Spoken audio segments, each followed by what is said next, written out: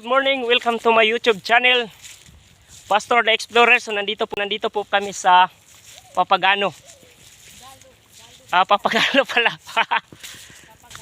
So isa po ito sa mga dinadayo ng mga Pilipino, mga kababayan natin dito. Isa po ito sa maganda din pamingwitan, lalong-lalo na kung ikaw ay nagtitipid dahil sa sobrang mahal ng bilihin dito sa Cayman Island. So ngayon parang kaunti pa po yung tao, pero maya-maya darami na yun. So yung kasama ko dito nagluluto, so tingnan natin. So mayroon ng iba doon at mayroon ng maliit na tao dito. Hi, YouTube channel, Pastor the Explorer, anak po ako.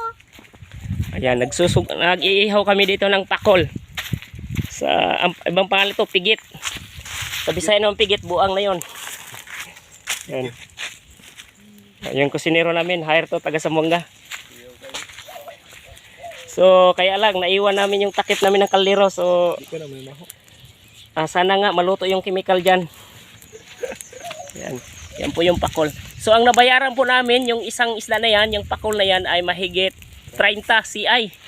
So, kung susumahin, 7, 14, 2,100 mahigit kung pira sa Pinas. So yan po yung lugar. Simple lang yung buhay dito. Pero kung gusto mo na maging social ang buhay, pwede din. Kaya lang, kawawa yung bulsa mo. Yan. Yan. So kaunti pa lang yung tao dito. So maya-maya darami na kasi linggo. Ito talaga yung day off. Hi Jikad, say hi! Hello everyone! Yan.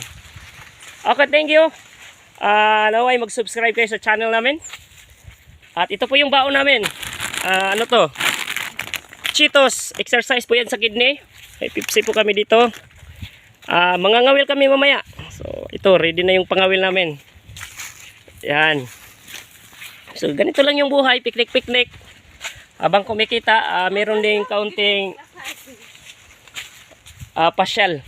Para hindi naman tayo ma-stress sa trabaho natin. Yan. Matthew 11:28, ang sabi po ni Jesus, lumapit kayo sa akin kayong nahihirapan at nabibigatang lubha at bibigyan ko kayo ng kapahingahan.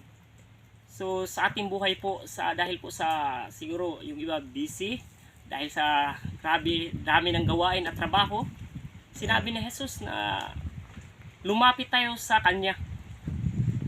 Yung ganitong pasyalan, siguro nagbibigay sa atin ng makarelax tayo. Pero iba pa rin po yung relax na kung lalapit tayo sa Diyos. Yung pasanin po ng ating kaluluwa, kung ating pong ilalagak sa Diyos, tayo po'y makakaramdam ng kaginhawaan, hindi lang sa physical, kundi sa spiritual. Huwag po nating kalimutan, kung tayo po'y nabibigatan sa pasanin ng buhay, mayroon po tayong kailangan lapitan. At yun ang ating Panginoong Hesus. God bless you. Subscribe this channel and share to others. Bye bye.